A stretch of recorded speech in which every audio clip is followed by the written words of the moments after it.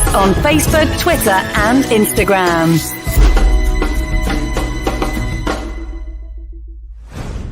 This podcast is proud to be part of the TalkSport Fan Network.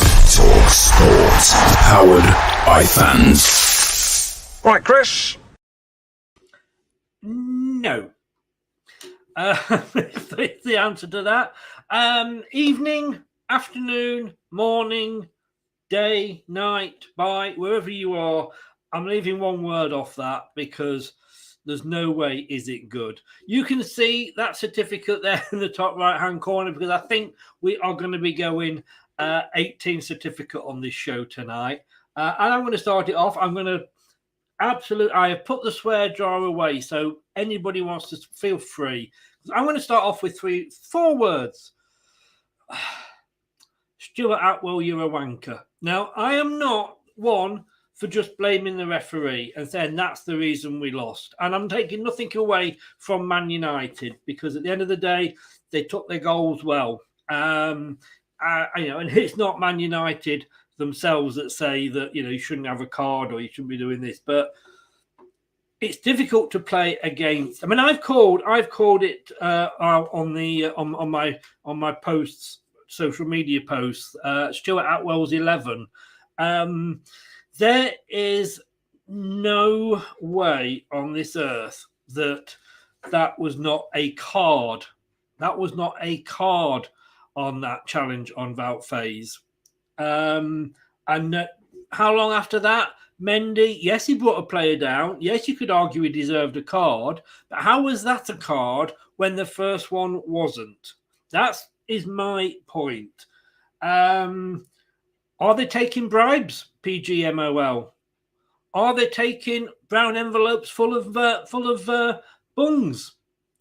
Or is the guy at VAR doing what the guy in the Parliament did and watching porn, suddenly realising somebody nudges him and say, "Oh, there's been an incident," and he asks, "Hang on a minute, I'm just finishing off." Finishes off, then comes back and says, "Oh, I can't decide. I'm too flustered. Say it's offside." I mean, what do you call a bunch of referees? Wankers, I guess, is the only word you can call them. I'm sure there's an official word for them, but I mean, 3 weeks ago, I wouldn't have expected to have won this. And if it had been a draw, I think, fair enough. But I just think, I mean, you could argue, and I did think that when we were struggling, well, we weren't struggling, we were very much in it in the first, before the goal. And I honestly thought, we're not taking our chances. But when I look at it and think, well, one of their men of the match was De Gea, the goalkeeper. He denied Kelechi on his own twice, but I'm sure this referee would have given it offside or said there was the knee ball in the groin in the 25 minutes before that, so they can't allow the goal. I am absolutely basically fuming. As you can probably tell, I'm not happy. I'm just trying to realise that I hadn't updated something, so I'm just going to try and get some slides up here for us. If I'm not happy, I don't think my fellow host is going to be happy either. Knowing him as I do, he's probably going to be glad that I have put the swear jar away. Like I said, and I want to just say, look, not taking anything away from Man United. They took the chances. It's just that stupid dick in the middle. Brad, who isn't a dick in the middle, I have to say that before anybody thinks that those two things are linked at all. But I've had my rant. I mean, there we go. Look, this was the post I put up. Manchester United 3. Their goals were scored by bent ref after 25 minutes, blind VAR after 56 minutes, and brown envelopes after 61 minutes. How are you feeling about the game, Brad? Good evening. Yeah, well, no good about it, but evening, Chris. I'm just gonna wait, right? Because we've been live for about 6.5 minutes. Yeah. As of now, I'm just gonna bow my head. We're having a minute's silence, Chris. A minute's silence. And if people are wondering why I'm having a minute's silence and I'm mourning, this is firstly to those that have lost their lives in Turkey. It's a horrible thing. But in terms of this game, I'm just giving a minute's silence to the term "a beautiful game," because VAR is absolutely tarnishing that title. Rest in peace, the beautiful game, because it's gone. Because do you know what gets me, right? And I am 100% with you, and I have stated this, and I've put it out there and stated it. I am not having a go at Manchester United. If the referees aren't going to give decisions against you, hats up to them. You can't, that's their problem, not Man United's. Fair play, United got the result. No, this is not a Man U didn't deserve it. Why don't talk about them, right? No. The second goal. Do you know what intrigues me about it, right? The commentators, the people sat at home, even the officials on the field. No, Rashford's foot is in front of Castañes. It doesn't matter. VAR zoomed straight in on Wout phase. Didn't even look at Castañes. They zoomed. They didn't draw a line. They just zoomed him on that Wout phase as if they didn't mean to, and then quickly zoomed out. So they go, we didn't mean to show the reason we're going to give it. Crap. Let's draw a line quickly. I'm sorry, but this has to stop. This needs to go. And again, it's technology that in every other sport is used by competent people with a brain cell that actually respect the sport and play it fair. They don't care if it's Federer versus 95th seed. They do not care, right? If it's out, it's out. That's just in tennis. They don't care if it's England, Bangladesh. If he's out LBW, he's out LBW. That's the rules. Them the rules. We follow it fair for each side. Why is it so corrupt in football? You know, all those years ago, I can't. Terry's just said there. I've sent a link, Doug. Because I want an independent fan to come on that's watched the game, and Doug's agreed to do it. Because I don't want to be seen as, it's bad eggs, you've lost, exactly. The ref and what have you. And I've always said, some of the refs, we know the shit. But you can't always blame the ref for losing. And I'm not saying that is the reason we lost the game. I'm not. But he was absolutely shite. And I just want a non-Leicester fan on just to come and say, actually, you're right, or no, you're being a bit unfair. But Terry's saying here that all the pundits are agreeing Mendy's tackle was good, no card. Yeah, you can believe. I watched it and I was apoplectic. Yeah. Chris, he gets the ball, he takes the ball, the guy falls down, and it's a free kick and a yellow card.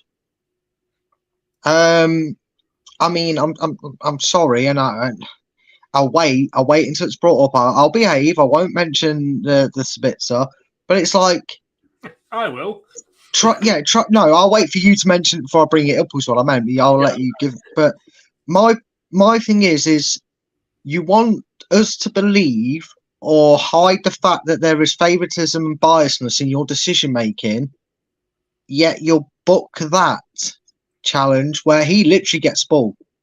If he clips him, it's his own momentum that takes him into Mendy's studs or boot. But the commentators say, his foot's slightly high. That's why he's booked him. Okay. Maybe Wout Face needs to punch his knee out of its socket for it to count as a high foot for them. But had that been a little bit harder, I mean, his leg was facing forward. His foot went like that on his knee. If it had gone follow through worse than that, his knee would have been bent the wrong way. It would have been career ending. You know that Coventry guy, the first one it happened to, and I can't remember his name. And I can see your dog. 2 seconds, mate. But was it that Coventry guy, the first one? And I can't remember his name, but when his leg was literally like that. And it would have been one of those. It really would. Look, let's bring a neutral in. And when I say neutral, I know he's not going to like Man United, but he's still not a Leicester fan. And just see if he agrees with this comment I've made there. Is this the most biased referee in the EPL? I might have that behind me as well. Oops, a daisy. Didn't mean to put that up there, allegedly. Doug, are we being unfair, or was this guy a total wanker today? Well, good evening, Chris and Brad. Thank you very much for having me. That was the worst referee performance I've seen this season by a long way. I have absolutely no idea how Sabitzer stayed on that pitch. I have absolutely no idea. And the fact is that you actually look at the challenge from Sabitzer, like, he's not even looking at the ball, and his studs goes into Vase's knees. Now, if his leg is planted there, that's a broken leg, and that's a career-ending injury for Wout Vase. It's absolutely ludicrous, that decision.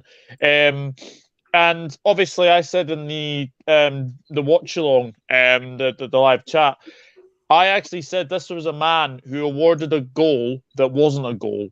It was for Watford against Reading. I think it was Reading that actually scored that goal. And when you see him now being a Premier League referee, you'd be like, how on earth have you managed this? Because honestly, we keep saying it. We keep saying it. Referees are as bad as each other. But that today was going on to the extremely, really, really bad performance. And I think as well that I think if he had been an under 15 referee, I don't think he would have done any better. That was shocking from Mr. Atwell today. I actually had a message on my Facebook to one of my anti-PGMOL posts that I said it was I've seen better refereeing, basically was what I was saying. I've seen better refereeing on a Sunday morning between two pub teams that have hung over from the night before, and it was refereeing of that standard.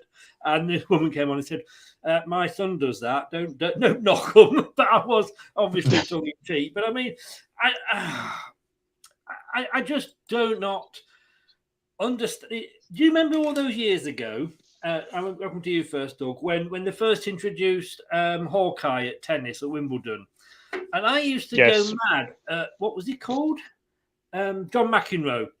Effing him blind and saying that was in, that wasn't in, and I'm thinking, come on, mate. But now I'm looking back, thinking, God, I see where he's coming from. Yeah, 100%. Like, Hawkeye is doing very, very well in tennis. So you've obviously got a similar sort of thing in snooker as well. Yeah. You've obviously got the TMO at the rugby union. Now that works. That actually works much, much better, because you've got somebody actually in the stadium who's actually watching the game. Now, I'm going to be honest, if we are going to have a situation where VAR 300 miles away at Stockley Park, no, scrap that. We now need people who get these technology, get the VAR technology, and has it right in the stadium. Then we know that. Then we know what they're talking about. Because if I'm being honest, I watch a lot of rugby union. I watch the Six Nations. I absolutely love the Six Nations. Absolutely do. The one thing I have noticed with VAR is that it is very, very inconsistent. Now, when we look at rugby union, they have a referee, and then they have a referee like it's like TMO. So I'm not sure what that stands for, but basically they're upstairs in like one of the main rooms, and they're actually watching the game as the referee is actually there. So if there is a decision to be made, basically the referee has got a earpiece in his ear and basically speaks to that person. I think referees need to be mic'd up, and we need this technology in the stadium, because having people make decisions 300 miles away is fucking ludicrous. Yeah. Brad, they use it in cricket. I know you're a cricketing man. I don't follow cricket unless it's, the Ashes or something big like that. But does it work in cricket? And what do we need to change? Do we need to change the rules to fit VAR? Do we need to get rid of referees commentating on or judging their own best friends? And do we need to get independent, maybe, as I've said many times, ex-players in there that play the game, that understand how things happen? What do we need to do? What's it like in cricket? In cricket, it's fair. You can hear the third umpire, as it's called in cricket. You hear the communication. He goes. So, for those that know cricket, I can't give an explanation for it in great detail because I'll bore you to tears if you don't. But if a fielder appears for an instant which is called leg before wicket, which is where it completely misses the bat and it hits them in the pads and it's going on to, it's impeding hitting the stumps behind them, the bowling side will appeal it if the umpire doesn't give it out, and then it'll go onto the screen. The crowd, and this, and Doug's got it spot on, but it's baffling how it's never been a thing, because football treats VAR like no one's ever used this technology. Let us get it right before the rest use it. But anyway, so it's hit the pads. It's looking like it's going to hit the stumps. It's not been given out by the umpire. What you will hear is ball tracking. Okay, it's a fair delivery. Okay, there's no bat involved. Let's just make sure with they call it SNICO. It's basically a sound detection thing that they can pick up to see if there's any connection back. Okay, with all the lines.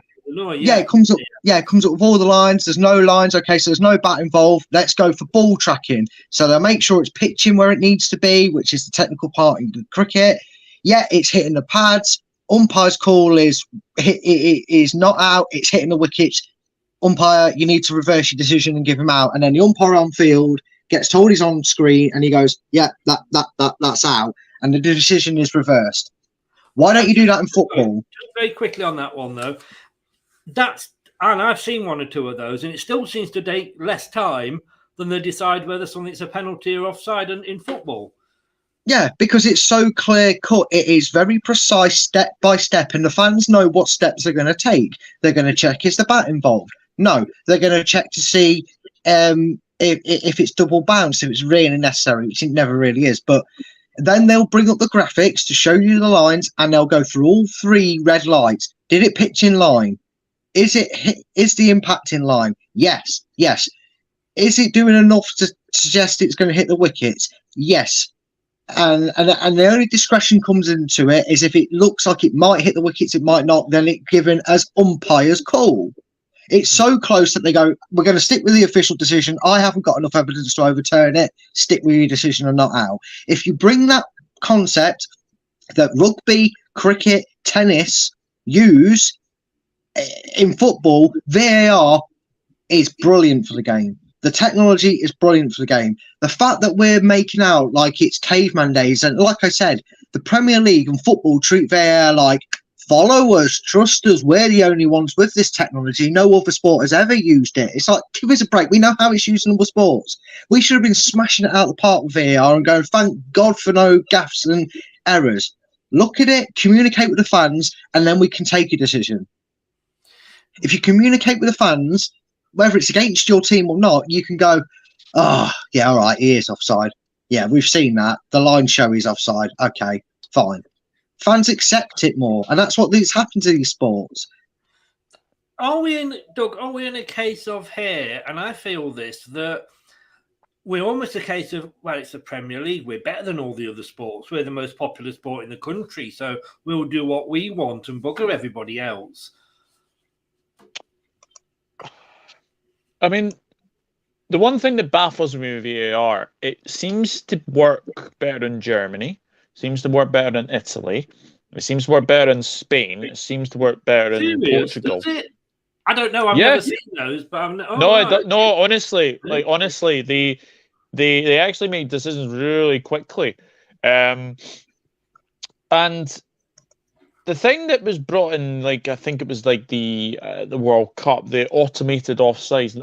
I quite liked the automated offsides because it was actually picking up who is actually offside in the World Cup. So are we in a situation now where we're going to bring that in to football? I honestly think that we should.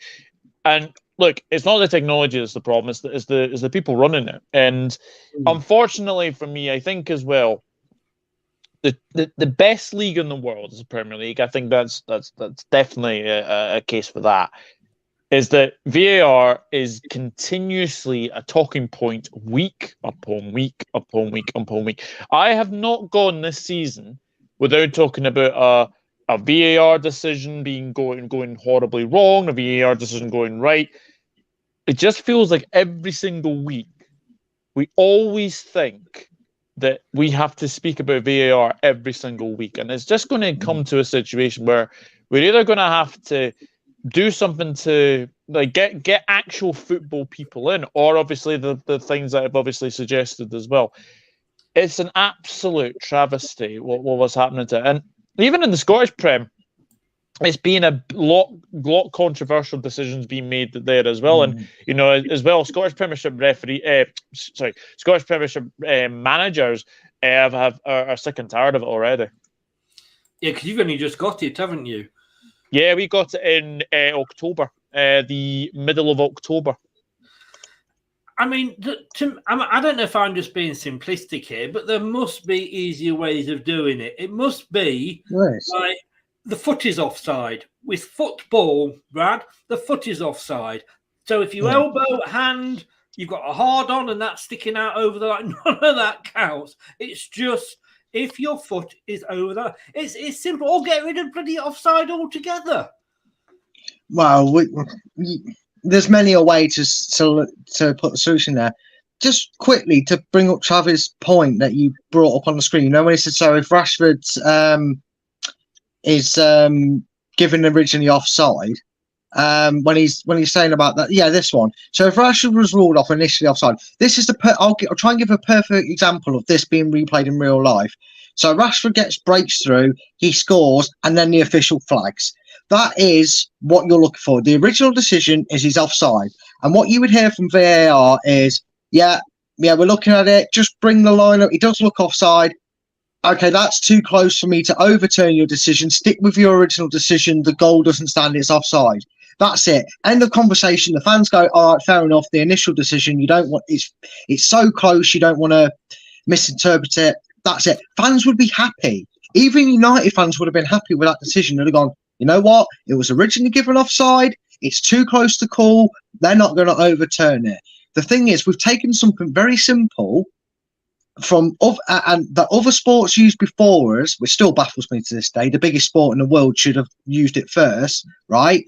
Is we've got something so simple and we make it so convoluted and difficult. I mean, the most contrasting rule in there is VAR. And I know we mentioned it about Sabitzer, and this is what I want to bring up about that decision, right? VAR is for clear and obvious errors, but also VAR can't give a carded decision unless it's a red card. But it was clear and obvious he should have at least got a yellow card, if not a red. Apparently, Nick Pope missed the League Cup final because he got a straight red, but somebody who got 2 yellows is not going to miss the League Cup final. Consistency with the rules. It's stupid. I mean, I don't know the thing. Gary Lineker said it yesterday on Match of the Day. We used to spend hours after a match complaining about the referee. Oh, the referee did this. The referee did that. But you kind of, at the end of the day, knew that he only could make a decision on what he could see. So the idea with VAR, that it was supposed to take out all that controversy because it can see what's going on. So we shouldn't be talking about VAR because that's what we used to do with the referees. This should be sorting it out. Travis, whose message I've just put up there, and I've got to thank him for this. He sent me these through on Twitter, and I've got to say, look, there we go. That's the foul. Now, if that's not a red card, what the fuck is? And that's the offside. And are you trying to tell me that Atwell can't see that? What are his heads at? I know. Well, we know Stuart Atwell is a knobhead. We know that. But what would why can't VAR look at that and go, actually, mate, and not even tell him to go and look at it. Just say, look, mate, that is a red card. Get him sent off. Because they won't go against their best mates who are on the pitch. Get ex-players in. Get somebody from Hartlepool, from Scunthorpe. No disrespect to them, but they're not going to have a media career after the career ends. Get them in. Like you say, other matches. Have them based at the matches doing it. I mean, you look at Vase's foot there, his leg. Yeah. I don't know if you can zoom in on that, but if you look at his leg, if that is planted any more, his leg is breaking. That's a leg breaker. Gone, yeah, he's out for the season and probably, more. Like Atwell's looking right at that. Now, how on earth can VAR basically not say, "Oh, Stuart, I think you need to go over to the monitor There's a potential red card challenge from Sabitzer. Can you please go for a look? They didn't even check it. Like that's the worst thing about it. They did not even check this, and obviously the argument's going to go on and on and on. But how he stayed on the pitch. Imagine if he'd scored the winning goal as well. Like we'd be going on and saying it's a disgrace. He should have been sent off. But imagine if he, look that it's not a record. It's ridiculous. Oh, that's horrible. I mean, that's it's just horrible. That's horrendous. I just want to pull this comment up. Skylar, obviously, is a Man United fan. The clues are there. But he says, why are you blaming the ref? You guys didn't take advantage against the United side who are playing a game every 3 days without Casemiro as well. If you'd have been in from the start, Skylar, you'd have said, we are not blaming Man United or taking anything away from Man United. What we are saying is that the referee made some bad decisions. Now, we're not saying that that's cost us the game. At no point have we said it's now 2-0 to Spurs. It's going to get fucking worse. This is me on nil points for the week, isn't it? We are not blaming the referee for losing the game. Listen to what we're saying. We are blaming the referee for the decisions he's made. You might that whatever guy who was called stabilizer might have got sent off, and you still might have won it. We're not saying that's the reason. We are just saying that these decisions were wrong. And do you know what really gets me about opposition fans when they do this? Skylar, you're talking out your backside a little bit, because I guarantee you, if Leicester, let's reverse it, right? Skylar, are you really telling me there's nothing wrong with that? Because if that's Wout Faes going in on Sabitzer's leg and it's the opposite way around and Leicester win the game, I'm sure you're crying into your cereal that he didn't get sent off and that Leicester won the game because he stayed on the pitch. So don't come in here trying to say like we're blaming that on the entire performance. We've never done that. We never do this. We try and see it fair. At the end of the day, that's a red card, whoever that's on. It doesn't matter if it's Leicester, Man United. It doesn't matter if it's Liverpool, Brighton, whoever, whatever. Doesn't matter who you are. That is a red card offence. So it's easy for you winning the game 3-0, being you look at Leicester fans crying over the. No, if that was Wout Faes on Sabitzer, you'd be spitting blood. So yeah, in a bit with your needless point now. It is bias. And Steve is in. Good afternoon, good evening, good morning, good day. To be fair, I think the reason Man United won was your goalkeeper, some world-class saves. He did. He played well. Brilliant. And I said again, the problem is when fans come in halfway through the show, you don't know the context of what we're talking in. And for those of you that were in the watch along earlier, you would have seen me saying after about 15 minutes, because I said Man United have come out here and they were really going, and then we kind of took the game over and we had more control. And Doug, you were saying in the chat, weren't you, that Leicester on top here? And I said the problem is if we don't take advantage, this will come back and bite us on the bum, which it did. But it's difficult when you're playing 12 men. I don't care what people say. And I would argue we were playing 14 men with the officials all round. That is the argument as well, and I would agree with you. But I think Rennie. Hi Rennie. Sorry. I mean, we shouldn't be talking about the referee, but we are. Like I said, this is what VAR should have been getting rid of, and it hasn't done, and that's it. Congratulations to Man United. If you were on Rich's show the other week, you'd have seen me and Brad blowing smoke up Man United's arse for the season they're having. They're really doing well. So take what we're saying in the context of or watch the show back from the beginning. De Gea, I mean, apparently a lot of Man United fans aren't happy with him. He kept them in that game, Brad, didn't he, at the start? Yeah, he did. And if we take them chances in that first half, it could have been a different game, regardless of the card that never happened. You know, we could have got something for that game, and it could have been very different. Rashford maybe doesn't get that chance if United come in half time 1 or 2-0 down.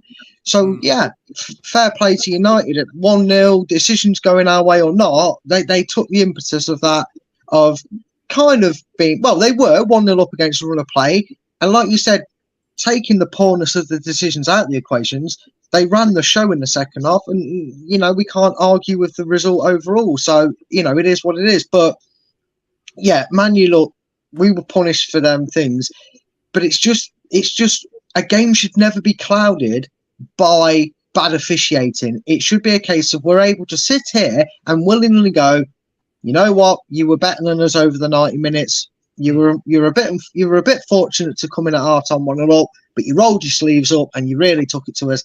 Fair play.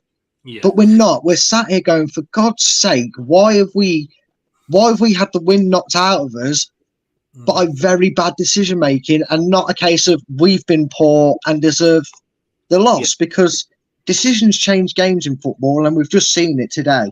Yeah. Skylar comes back and he makes a very good point here. And I've got to say, I did not see the Casemiro sending off, so I'm not going to comment on it because I've not seen it either way. All I know is that everybody that I've been speaking to about it says that it was a bad decision. And as he's saying here, we've been crying into our cereal since Casemiro got sent off wrongly. We have had fair share of VAR nonsense. Look, Skylar, every club has. That's the thing. Every club has, and it's time for the owners of these clubs, whoever that may be with Man United in the near future, but the owners of these clubs to actually go and say, oi, sort your act out, or, you know, we're not going to play this weekend or whatever. It needs someone to stand up to them, because the EPL were just bully boys. But in fairness to you, Skylar, I did hear, and as I said, I didn't see it, but I did hear that it was a very, very harsh sending off. Doug, you said the referee was bad. Dan, who's not even in our division, and you know he's actually in the Championship. He's a Burnley fan. He hasn't got VAR, so you'd think he might be saying, you know, "We want it," but he isn't. He said, "We're dreading when they will come back up, Burnley. Dreading coming back up because we'll have VAR back." Mel, an Arsenal fan, messaged me afterwards. We were talking, and she said, "Yeah, the referee was absolutely shite." So we're not being unfair. We're not saying it's affected the decision overall, but it may well have done, and that's the thing. But we're not being blue-tinted spectacles here, are we, Doug? No, definitely not. I think, like, Manchester United did in the end, you know, deserve their win. I think they were very, very good. I mean, Rashford, you know, when the ball goes to Rashford, all you're always expecting a goal right now with him. He's just in the form of his life. Yeah, he's in the form of his life at the moment. And Ten Hag has done extremely, extremely well with that side in a short amount of time. Obviously, to Skylar's comment, Casemiro was sent off because he had his hands around Will Hughes' neck. I think I've always been told that if you raise your hands or have them at like neck level, it is a red card. Unless you're in the penalty but that's inconsistent box as well. Stopping the goal going in, then apparently at the top where your leave is, it's not. I know. And the other night there, Liverpool Everton, Connor Cody had his arms around Andy Robertson, and nothing was done about that. It's just very, very inconsistent, unfortunately. And look, I think as well that Leicester did play well. They did play well today. You know, that first half, if De Gea doesn't save an actual shot or his header, you know, that you're getting a couple of goals then, and you know it's probably maybe 2-1 to Leicester at half time. And as you say, you know, you need to take your chances when you're on top, and I think that's a good thing. But I must say, Danny Ward kept the score down today. He made some very, very good saves. I was very impressed with Danny Ward. I think he is a goalkeeper that is really, really come of age, I think, this season. You know, he did start really, really shakily, and we all remember the we all remember Leicester and how they started the season. But just since then, Danny Ward, I think since the World Cup, he's been fabulous. He has really, really been good. And I think now takes away the argument that Danny Ward is definitely good to be a number one goalkeeper. Indeed. Point there. I'm getting some echo from somebody, not sure who it is. I'm just going to mute everybody for a second. It looks like it's you, Brad. Is it? Yeah, because when I mute you, it goes. But earlier on in the season, our heads would have gone down. It would have been 6 or 7. I mean, we've played worse than that and not lost by as many. The performance, we'll come back to Brad in a minute when he sorted that out. The performance, Doug, we were never really out of it. Mm-hmm. Yeah, I thought you played well, like in that first sort of 15, 20 minutes, and I thought Manchester United would actually start slow, especially with their exploits and Barcelona on the Thursday and having to sort of travel back on the sort of the Friday. So they wouldn't have been able to train much this week. They wouldn't have been able to train much for this game. And I thought Leicester came out of the traps really, really quickly. I'm very, very impressed with the way that Christensen. I think he's a fantastic left back. I think you've picked a gem out of there. As one, I love the look of Tete. He was giving Shaw big problems down their left as well. On another day, I think Iheanacho has a couple of goals if it's not for David De Gea. Yes, yeah. Let's just see if Brad's back yet. Is it working, Brad? I don't know, mate. I've just put in the message there to explain that I've tried everything. I don't know why my phone gives off an echo every so often. It seems to be the just case. Turn the sound down a little. I don't know. Yeah, I have my volumes down as low as I can without not being able to hear you, obviously. And then he tries that. Yeah. yeah. I've worked with you too long to let you pull the wool over my eyes that way, mate. Were we expecting too much, Brad? I mean, we've not had the best of seasons. We've then suddenly gone on and beaten Aston Villa, who were sort of in 11th place.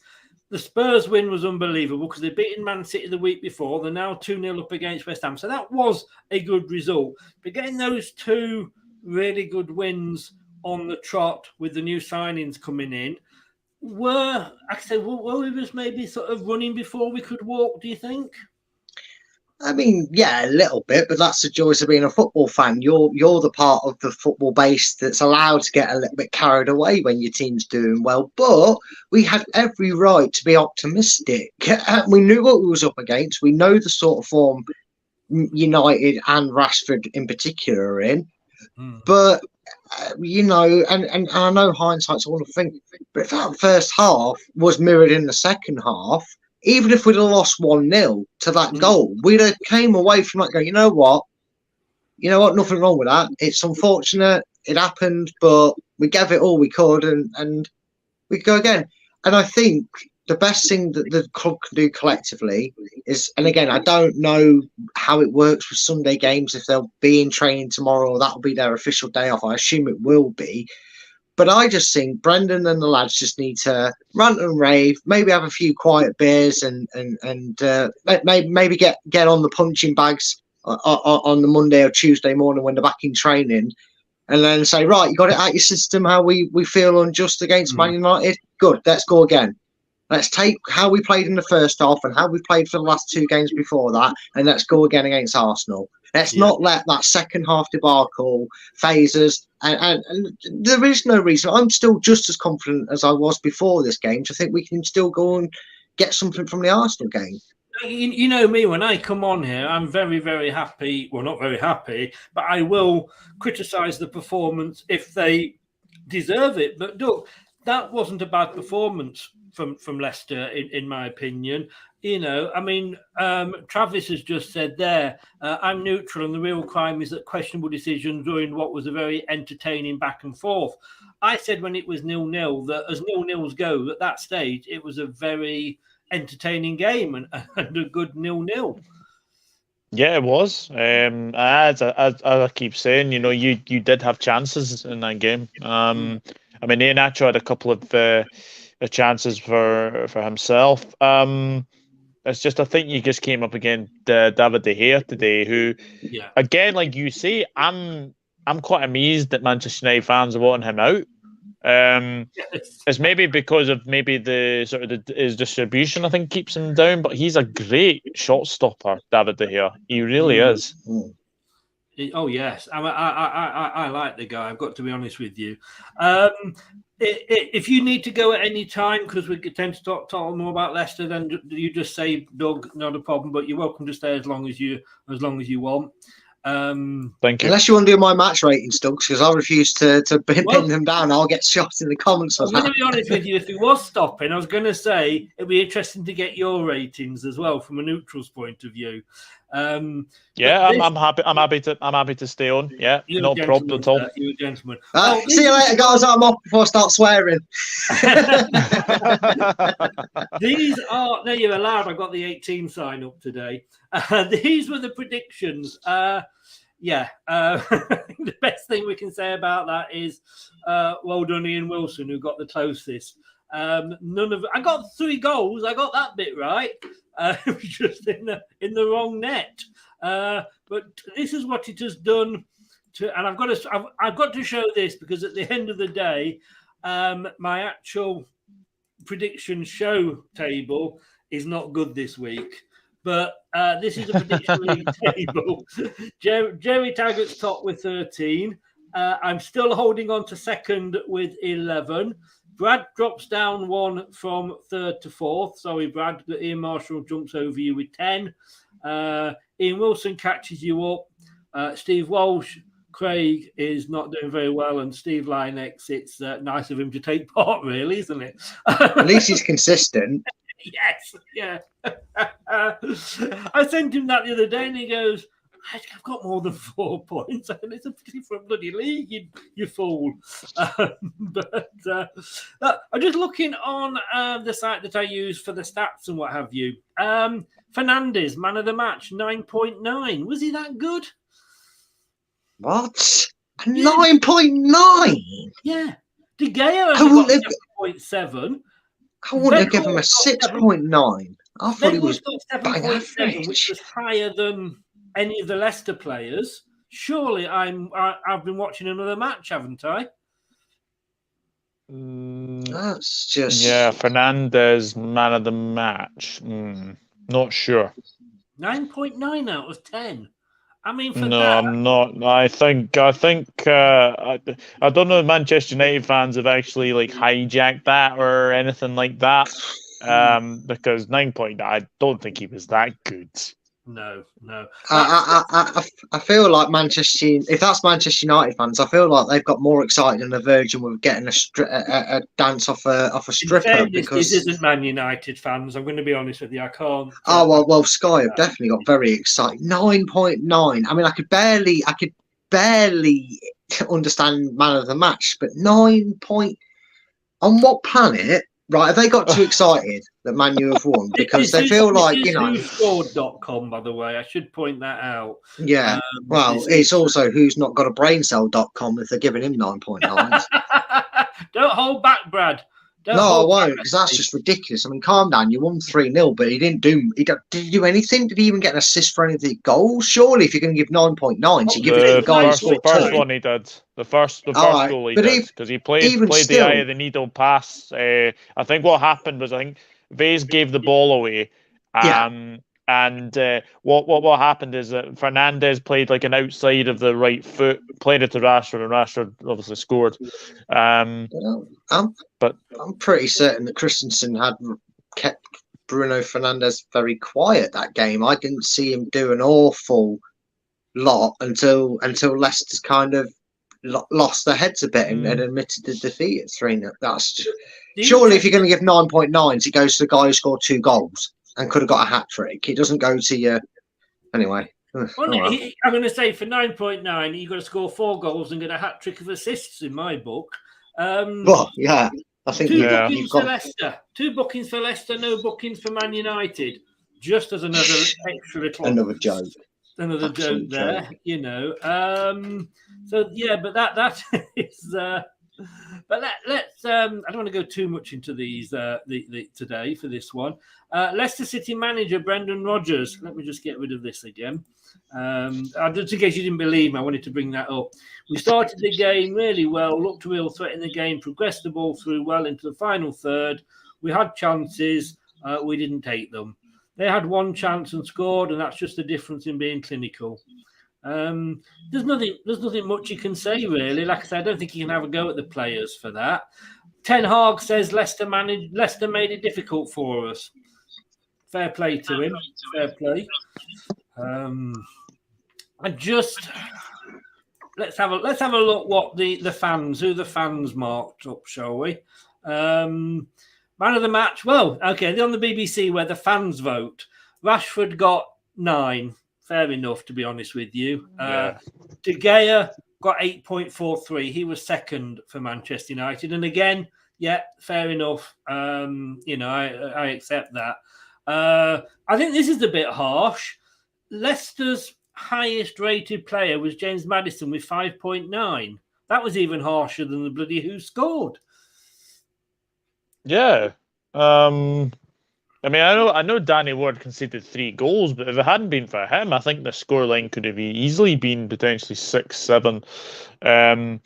Because he made some very, very good saves, the Danny Ward. But no, I don't think Leicester were that bad defensively. I think on another day, I think Vase had a bit of a shocker. I think is the safest thing to say. I thought Suter was all right at centre back. But no, Bruno for me, and obviously like who's no, I don't think there was a Leicester player below at least a 6 or a 7 today. Yeah, I've got to be honest with you. And Hannah, good evening. How are you? Hi, Hannah. Small consolation, I know, but Leicester smothered Man United for the first half. No, as I say, if you'd have said to us a couple of games ago, you'd be playing Brighton, Spurs, and Man United, and you'll have 6 points, I'd have laughed at you. So we can't moan, and the performance was there. We just need a better referee. That's all it was. But fair play. Thank you, Hannah, for that. Bruno is in no way better than Maddison. Victor is man of the match. I don't know if I would go that far. I'm just looking here. I mean, apart from the subs that came on, Suter only got a 4.83 off the fans. What are they watching? Well, yeah, did the fans that vote today? Did they just kind of go off the result and not bother? Because Suter was phenomenal today. He did actually stop a second half onslaught because United did have them chances to make that scoreline very painful. Whether it had been just or not, which it wouldn't have been in my opinion, but Suter was not at fault. I mean, I don't get the 4-point rating for that, but then I mean, Bruno Fernandes is getting a 9.9, so why do I care what anybody thinks for ratings? It's just ridiculous at the moment. I did actually say in the live chat, Brad. I don't know if you were there at the time, but Bruno Fernandes is one of those players who you'd really like to punch. He's got a face that's really punchable. Oh, he does. There's something about him, isn't there? There's just something about. I find that with certain players as well, and people think, oh, it's because they're fancy and they're talented. No, I've got no questions. That sometimes you just have a face that is punchable. You do, and you have a face, and he does. And he looks like a rat. He does. He does have a rat face, doesn't he? Belongs in Ratatouille. Talking about having a face that you can punch. Tottenham game's finished, by the way. Yes, 2-0, isn't it? Bloody hell. 2-0. That face looks like it's been punched, doesn't it? by his own mother. Yes. If only all those years ago his mother had swallowed instead, we'd have all been saved. Oh. Sorry, you could probably see that one was coming. Yes. Rene Victor, man of the match. I don't know, certainly from a Leicester point of view, possibly. Sai, I'm not going to read the whole name out. Sai, taxi for Rodgers. He can share one with Vardy. I'm sorry, I don't know where you're coming from, because you cannot blame Rodgers for any of that today. I mean, Rodgers, let's be honest with you, Brad. When I saw this team, we picked the team the other day. I know you put Pratt in for Tete. He had another possibly quiet day, but he was still all over them. I was really pleased with that lineup, and I think the subs he made, if he hadn't made any subs today, I would have still said fair enough, because the team were playing that well. Yeah, I mean, the lineup was great. I mean, the only reason, and I said this on the show, the only reason I ended up, because originally I did put Tete in, but I talked myself into thinking like Brendan and thought, is he going to be a little bit more defensive minded with how Pratt plays on that wing? But he wasn't, and Tete for the most part was good. I mean, his second job is to get back and help Castagne out, and he still did that. Just it's not his natural talent to do, so he got things wrong at points. But yeah, the lineup I was fine with, and to be fair to Brendan, the substitutions. The only issue I have with the substitutions is you're 3-0 down, and I suppose you can kind of say, well, the game's done, it doesn't really matter too much, and I could give him that one, but he made the subs and it's like for like, which is great because we've got great depth in like for like. Samore came back and played, that was good, and Pratt came on for Tete, and I know they're slightly different in what they do. I mean, I know Samore is slightly more defensive, and I'm guessing at that point you feel cheated and robbed. You don't want to lose the game 5-6-0. No. So he probably went on to shore up. But I think maybe, just maybe, the subs he made at 2-0, they shouldn't have been like for like, and maybe changing something up. But it is what it is. Hindsight's a wonderful thing, because he could have made them subs and we could have lost the game 5 or 6-0. Then we'd be moaning at Rodgers for his sub. So, yeah, take the subs with a pinch of salt, really, because the lineup was brilliant. I think so. You don't change. I mean, I never thought I'd ever say this, but well done, Brendan Rodgers. You know, as he said, you know, they'd earned their places. I mean, you'd never call him a bellend, would you? No. Who would ever call him a bellend? West Ham were in the bottom 3, 20 points. Leeds 19 with 19, Southampton 20 with 18. That is your bottom 3 at the end of this week, and I'm in there with no points from a prediction league. Doug, I mean, when you look at those heat maps, there's not a lot of difference, is there? No, definitely not. I think the only real sort of difference is probably the sort of the heat maps and obviously the opposition's boxes. But no, I think up until the first goal, I think it was a very, very even game. I think you caught Manchester United by surprise with the way that you guys actually started the game. So yeah, I think for me is very, very. It's disappointing that we finished 3-0. I don't think it was ever a 3-0 game, to be honest with you. And again, on another day, you probably. I think you probably either get a draw or lose narrowly, maybe like 3-2 or something. But it was a good game to watch, spoiled by a inept dumpling of a referee. Yeah. That was Tete's heat map there. Don't know if you can see that at all. I just want to look at Mendy, because you know he didn't have a bad game, did he, Brad?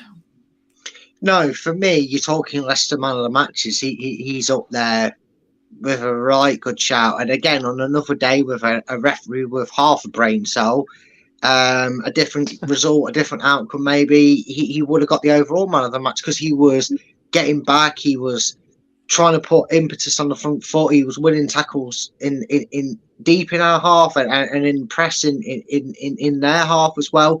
In fact, you would probably look at his game in that first half and say, God, he was the one that was really putting Leicester on the front foot. A number of times that he put a challenge in, not necessarily his pass or anything, but his challenge would go to a Leicester player and we'd instantly be able to pass it to Iheanacho or Maddison or Tete, and Leicester were getting in behind Manchester United. And yeah, he had a really stellar game. And I do hope that come Arsenal, we still see him in that 11 because he's definitely deserving of his spot to be kept. Maddison there was spreading himself about a bit.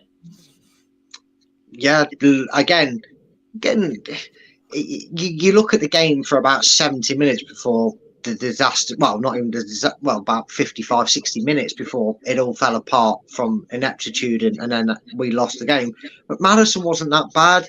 He probably didn't get as many set pieces as he liked, but you know, when you're getting booked for sneezing and they're not getting booked for karate kicks, it's hard to win free kicks from a Leicester perspective. And he did all he could, and that's again. If you kind of look at the first half and take our perspective from that, we couldn't have done too much more without scoring the chances we created and setting the game up differently. Inacho did his fair share of defending as well on that. I thought I know he didn't score, but he got himself into the positions, and that's all you can ask of him, isn't it? I mean, on any other day, and it's not De Gea, he gets a couple of goals.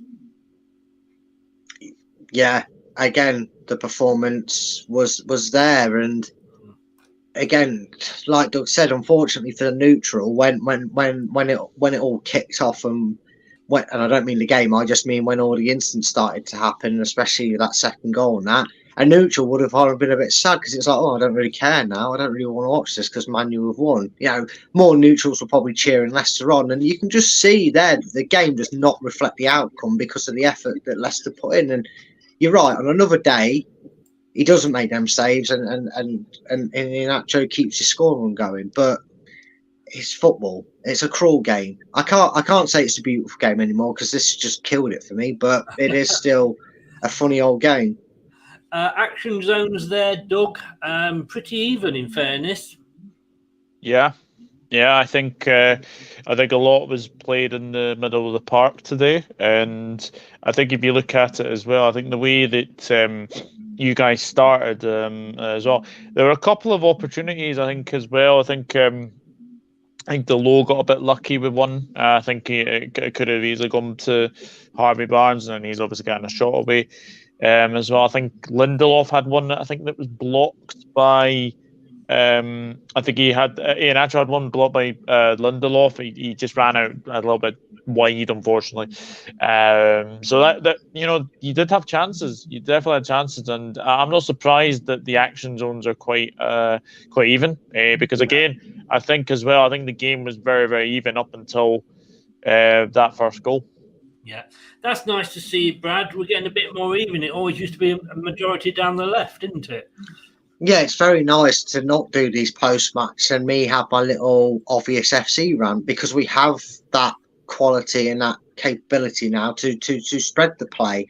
And I will say this, and it's a shame that it's gone unnoticed because of how the game's played out, but some of the cross-field passing by Leicester was a sight to behold. I mean, they weren't just in the right area, which is a good enough passing it is if someone's running onto it, but they were on the laces of Maddison and Barnes or Tete.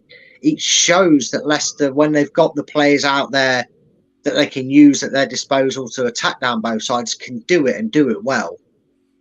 Should we be worried about this, Doug? Last few games, 0% shots within the 6-yard box?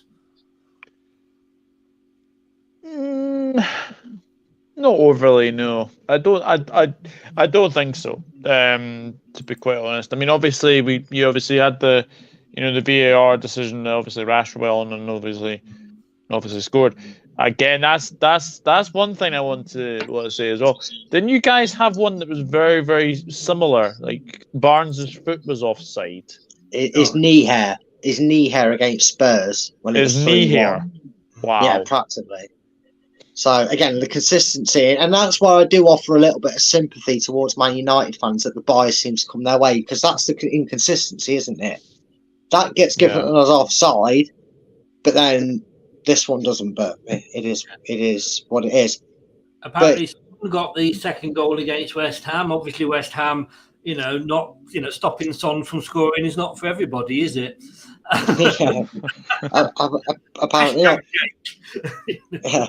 But to quickly, if you don't mind me adding, Chris, on that thing you asked Doug if we should be worried about that 0% in the 6-yard box. I'm actually quite relieved that it's 0% in these last 3 or 4 games, because when we've lost games, especially the game against Fulham, which thankfully I was too busy in the cinema spending time with family to have watched, I was actually getting sick of us trying to do an Arsenal and walk it into the net, and we were having 30% of our shots in the 6-yard box. It wasn't working. I'm actually glad that not just are we scoring from outside the box and just inside the box, but we're not trying to walk it into the bloody net every time. I'm actually quite happy.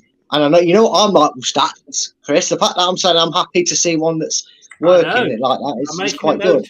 I'm making a note of it, by the way. Before we just last comment and a quick yes or no from both of you. I mean, Lee Mason stood down in the week after his performance. Should we see Stuart Atwell, if not step down, get some punishment for this? And we know he won't. Doug, you first. I'd like to see him demoted to League 1 or League 2. Might serve him right. Brad? Pick them all up, sack them, don't pay them, and retrain. Fair enough. Retrain people. Now then, we're going to go to the player ratings now. But before we start, I'm going to do it a different way around. We're going to start with Alan. Now, Alan Bennett, as everybody that watches it regularly will know, is the blogger for us that goes to the match. So he picks his man of the match out, but he sees it there, the match being played, so he sees it totally different, probably to us on the TV. So I sometimes start thinking, why has he gone for that? But then again, like I say, he sees it. You know, we only see sometimes the close-ups of it. His man of the match was Mr. Vase. Now, that surprised me because I wasn't impressed with him for the first goal. But Doug, your thoughts on that? Would you say that he was the best Leicester player? I think he had a stinker, to be honest. I didn't think he was great. As well, like I know he obviously made the challenge to Bruno Fernandes, and that was also given a yellow card. I don't understand how that was. I think he won the ball cleanly. But apart from that, yeah, I think he had a shocker. I think he had a bit of a stinker, to be honest. But he won't have them. He won't have many of those. Let's just say. But yeah, for me today, I think he had a wee bit of a stinker about Vase. And before anybody says, by the way, yes, I do know. I have got the correct Manchester United badge up there, just in case anybody is wondering. Brad, would you have gone for Faze? We're going to come on to the ratings in a second. No, I wouldn't have. In fact, out of him and his centre-back pairing, if he was to give it out of the defence, I'd have given it to Harry Souttar. I think he was calm. I think he was very decisive on the ball, Souttar. I think, look, and Doug will know this because he's fine. You know, he's joint top goal scorer for Liverpool. Woutface clearly has a mistake in him in a rash moment, and we're going to have to accept that as Leicester fans. That he's not going to be the complete composed centre back. He's lacklustre in his indecisive pass, shall I say, because it wasn't really a ball to Mendy, but there was no venom through it to have cleared it to the middle of the park, which led to the goal. I don't think he had the worst of games, but it's clear to know that if we're looking at which one you're going to try and expose to give you a chance, it is Wow, and we have to accept that as Leicester fans because I think Doug's right. It won't happen a lot, but when it does happen, it seems to cost him. No, for me, he wasn't in the running of the top 5 for a Leicester man of the match. Like I say, for me, he did. It was his fault with the first goal because it was an awful pass to try and find Mendy. Later on in the game, he did do what he did best, which was he got the ball and he thought, I can't do anything with this, and he just booted it upfield back up to the halfway line. So that's as much as we could ask. Gray has calmed down. Glad you have, mate. Alan has been to the pub. I think he must have. He must have been drinking on the coach back. So I did. I can say when he sent it through, I did look at that and go, "Yeah, okay, he's sure." But I can say he was there. It's not for me to sort of say anything. Tete didn't do enough. Yeah, I wouldn't have gone for Tete, to be honest with you. But we're going to find out we've got one Leicester fan, we've got one neutral, and of course we are going to be comparing it to Mr. Blackwell from the Leicester Mercury / Leicestershire Live. And we will be seeing what everybody's ratings are, and we'll be doing it straight after this. This podcast is proud to be part of the TalkSport Fan Network. TalkSport. Powered by fans. That one wasn't quite long enough, but let me just bring the artwork up. I've got it here somewhere. Here we go. That's like an insect chant, isn't it? Here we go. Here we go. Oh, God. Oh, It's what they sing when they're on the way to the football, isn't it? That's a joke. Oh, God. Was it? Oh, okay. It's like the ants played the flies in the in the Saucer semi-final. The winner goes to play on in the cup. Anyway, here we go. Moving on. For God's sake! And I've got to referee a joke off between you two. I'm giving Doug a point. Oh, here we go. I'm going to see. You put me off now. You've put me off. What am I doing? People have been asking me that. You're playing jigsaw with the screen, is what you're doing. There we go. Hey. Hey. Eventually. Right. So what we'll do is we will come to. I'll read you out what. Because Brad never agrees with Jordan, do you? No, he's the Grinch when it comes to his ratings.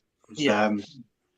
So what we'll do is we will. I'll read that out, and then we'll let Doug vote first, and then we'll let. So I'll move it around like that, and then as the neutral, we'll see if.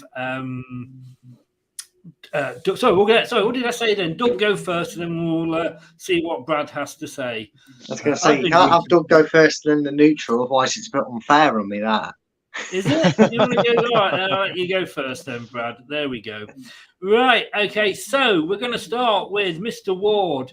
Mr. Blackford said on the ball he was very good, chipping nice passes out to Castagna and Christensen to start City attacks. But it's his first game in a while where his goalkeeping comes into question again. He seemed to make his body smaller for the 2 Rashford goals with the second straight at him. And he gave him a 5.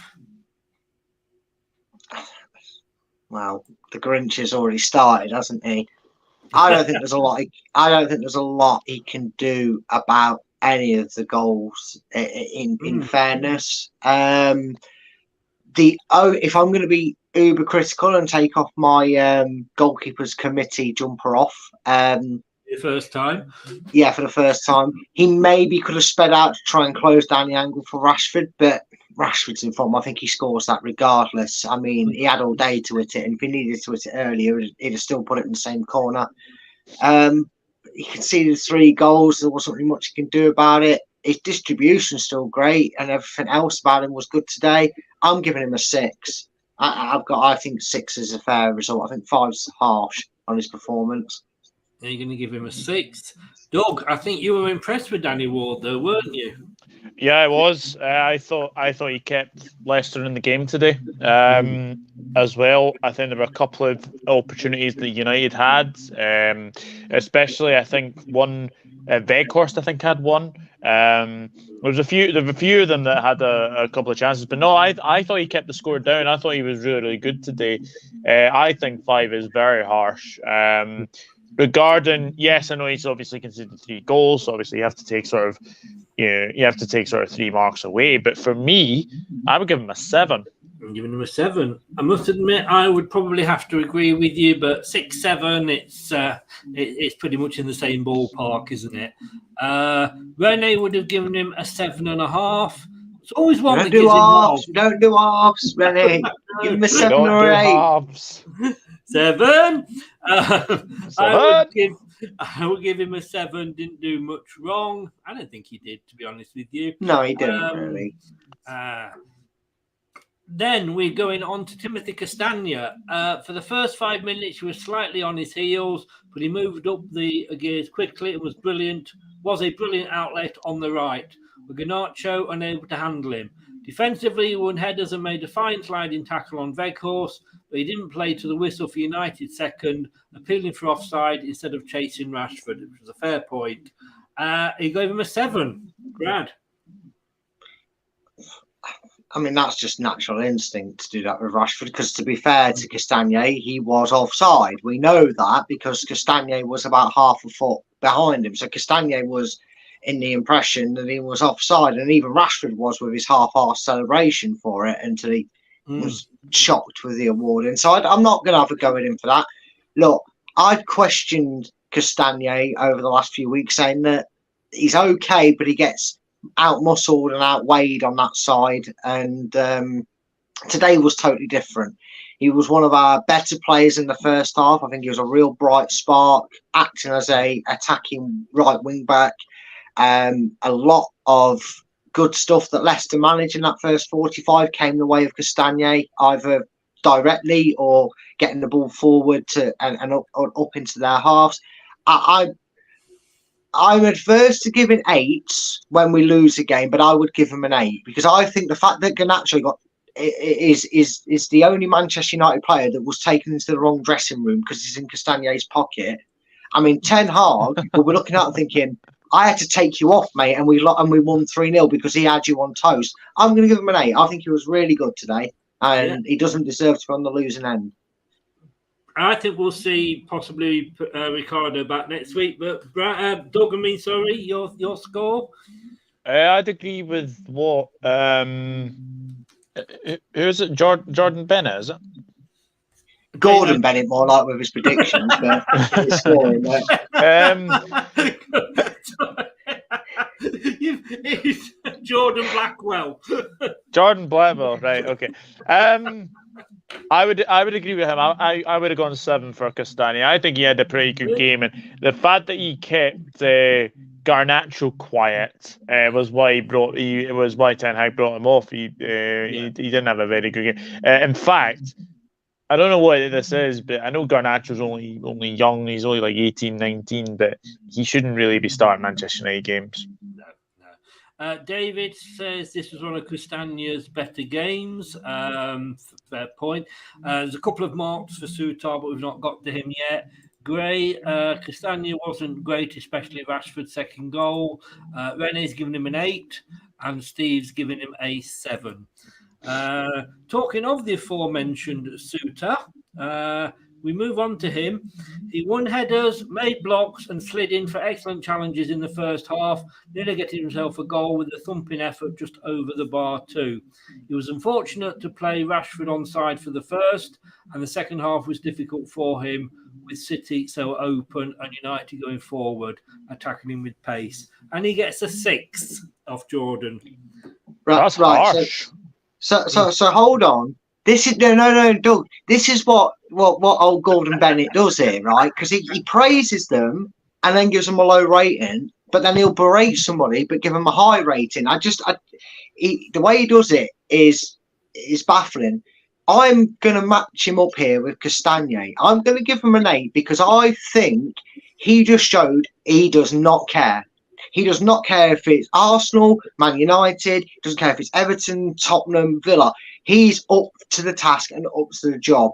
You cannot blame him for playing Rashford onside because the momentum of the ball is forward. While Faze is playing a forward pass, he's flat-footed. He's expecting to push Man United back and get at them. You can't say anything about that. I think he was solid. He stood up in the face of Manchester United and went, I don't care that Rashford's on fire. I'm going to get my head on it. Bang, clear it. Bang, clear it. Foot in, tackle. You're not getting through me. You're not getting an easy afternoon. And I know the scoreline says that, but realistically, when they were trying to take it past Harry Soutar, they did not have it easy. And he does a 6. Ooh, told you he's a Grinch, Doug. Guys, if you're voting in the chat, please wait until we get to that particular player. Otherwise, you disappear up the chat and I can't be asked going searching for them. Doug, 2 7s. Does Soutar get the 3rd? Yep, I agree. I think he was definitely worth a 7 today. I think, again, he is very unlucky with the first goal. I think it is a face mistake, but the fact that obviously Soutar plays, obviously, Rashford on side, But I thought in the whole, I thought he was very, very good. He was unlucky not to score from a header.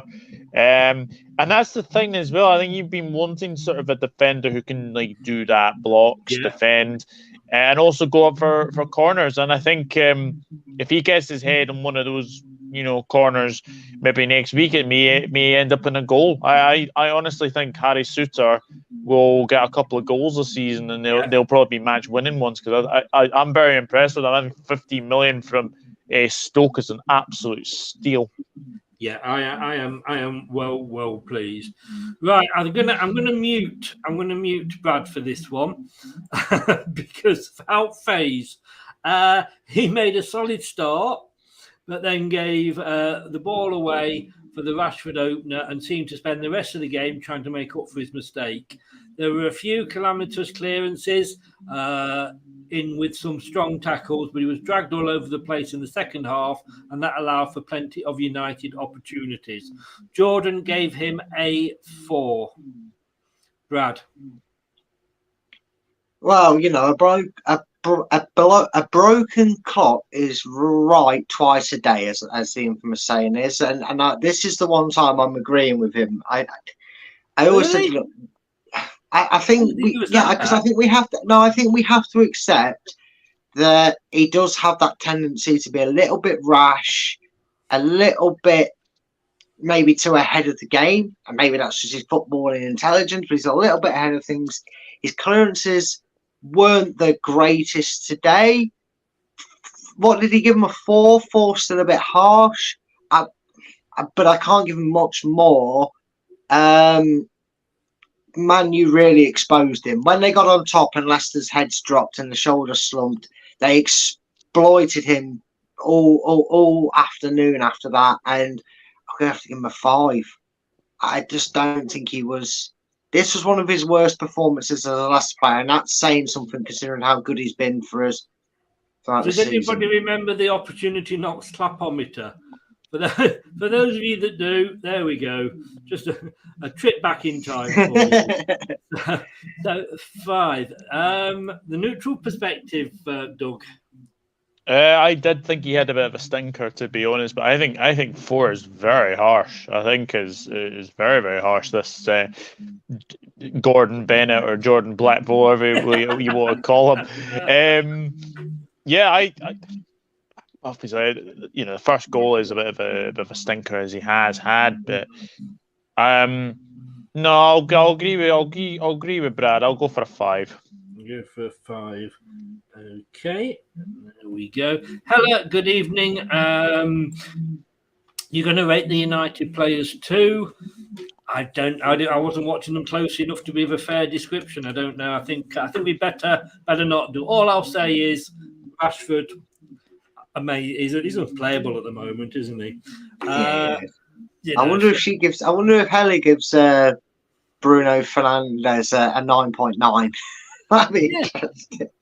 Well, let us know, Hella. He was man of the match. Also, Hella, give us your thoughts on Mr. Atwell in the centre. What did you think of him? Just out of interest. Manchester United's Player of the Month. Yeah. Faye's got a 4 off Brookline. Rene's given him a 6. And Steve's given him a 6 as well. Now, Papa Mendy. Oh, no, we haven't done Christensen, have we? No, I was going to say he wasn't quite as effective as in his previous 2 matches and wasn't able to make as many forceful tackles to win more admirers. He was exposed a little in the second half as City were cut apart, but kept going until the end and tried to support Barnes whenever he could. He gets a 6 from Jordan.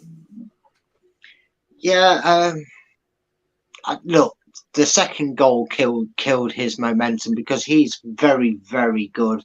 I mean, I know we're sitting here with blue tinted glasses on, but hearing more and more from neutrals, and Doug said it already about him. He's sung his praises. We've done yet again some very astute business. We've got a right couple of bargains on our hands with Christensen and Souttar, in my opinion. Second goal obviously killed any momentum we had and any sniffer for momentum we had.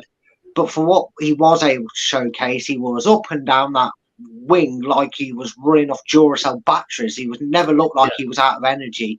I'm going to give him a 7 because, again, he did look good, and he always looked eager to win the ball and praise any good effort shown to him. So yeah, I'd give him a 7. 7. Doug? Sorry, biting on chicken. Oh, that's foul. Oh, for God's sake! Oh dear.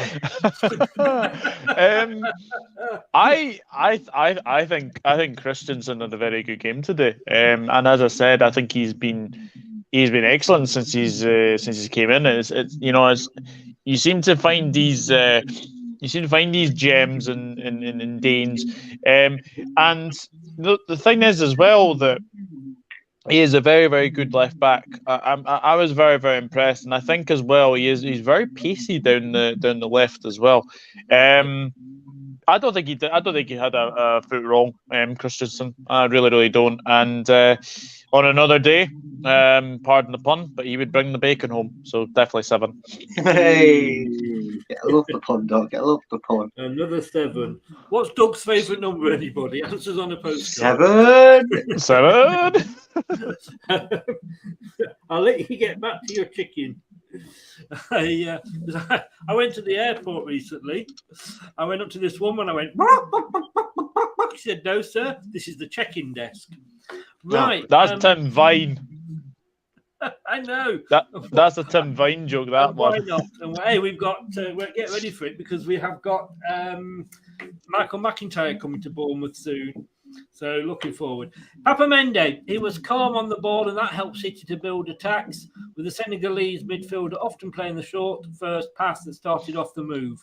He pressed well too and was punished unfairly with the yellow card for a good tackle in the second half. Now, reading that, I'd be thinking, 7, possibly an 8. You get 6. Brad? What? Sorry. Jordan. He's joking on a chicken.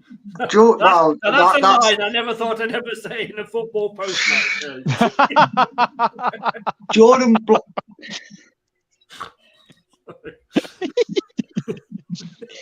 But Doug. Okay. Take 2. Take 2 in the studio. Take 2. But you see what I mean, Doug? Praises someone, puts them down. He's very weird. Jordan Blackwell, who hurt you? I just want to know, because I'm not going to say that at all. I'm not going to give him a 6 rating. Papi Mendy, right? Because you have to call him Papi when he makes you happy, because you can't call him his full name, because that's like the naughty step name, isn't it? Napoli's Mendy. That's his naughty name, or he's not done that well. Napoli's Mendy, tell him off. But Papi Mendy makes you feel cheerful inside. And Papi Mendy was my Leicester man of the match. He was running back to put tackles in and break up play. He was getting Leicester on the front foot. He was very, very unnoticed in how he kept putting Leicester on the front foot, whether it was passing it through the middle to Iheanacho, out wide to Castagne or Tete, giving it to Dewsbury Hall to pass it on to the left side. He was phenomenal for today. Kind of reminds me of that certain performance that Hamza Chowdhury put in when Brendan Games sang his praise. Hopefully the same thing doesn't happen to him, otherwise he'll be out alone next season if he's still here. I'm going to make him my standout man of the match by giving him a 9. That's how I'm going to. That's what I'm going to do from now on as well. My highest rating will go to who I think is our man of the match. I'm going to give him a 9 because you could not fault his level of effort and commitment today. My standout player for Leicester by a mile. He never gave it up. He never shirked his responsibility while he was on the pitch. And to Jordan Blackwell, he is 6. Fair enough. Of course, it was, of course, also a song by the Sweet in the 1970s. Oh, no, that was Papa Joe. I knew it was something like that. Close. I'm old enough to remember it. I've got that. Whenever we talk about Pepper Mendy, I've always got that going in my head. Pepper Mendy. Anyway, Doug. I have to agree with Brad. I think he is man of the match. I think he was excellent, and I think he got a really harsh booking. I don't know why he was booked, because obviously Atwell is a bit of a blind bat, definitely. But yeah, for me, Mendy broke up play, played some lovely passes as well. He was definitely man of the match. So yeah, I'm in total agreement with Brad. 9. I've always liked you, Doug. You come on this channel more, I reckon. I wouldn't go that far. He'll be wanting pain next. Shush. Paying. Oh, God. Kieran Dewsbury Hall. He had a sloppy opening 10 minutes. Wow. But then hit his stride, making himself busy to pinch the ball on the edge of his own box and to fire some nice passes into Maddison's feet. He was bypassed in the second period before being substituted a 6. Do you think, Brad, that he is suffering a bit like Tielemans was? Because he is looking to me like he's playing a more defensive role. I think he might be suffering a little bit from burnout because he was very hot and cold today. You didn't see much of him in that first 10 minutes, although you give credit to Mike. Oh, for God's sake. Oh, dear. I just learned to ignore it and continue, Doug. You know what it's like. But yeah, I tried that one, but I found the bath. Oh, dear. Oh dear. Anyway, I'll keep going. The first 10 minutes, you could put it down to Manchester United being the better side that opening 10 minutes, that he was a little bit quiet and not his usual self. And that probably restricted him because he found himself having to pick the ball up in a bit deeper in Leicester's half, and he's used to picking it up maybe on the halfway line or just inside the opposition half, where he's a lot more effective and he's able to do what he showcase his skills and what he's there. He works a lot better when he's pushing up alongside Maddison than he ever does when he's doing that nitty-gritty defensive work. Not that he can't do it; it's just he just impacts the game more for us. I'm gonna give him a 7.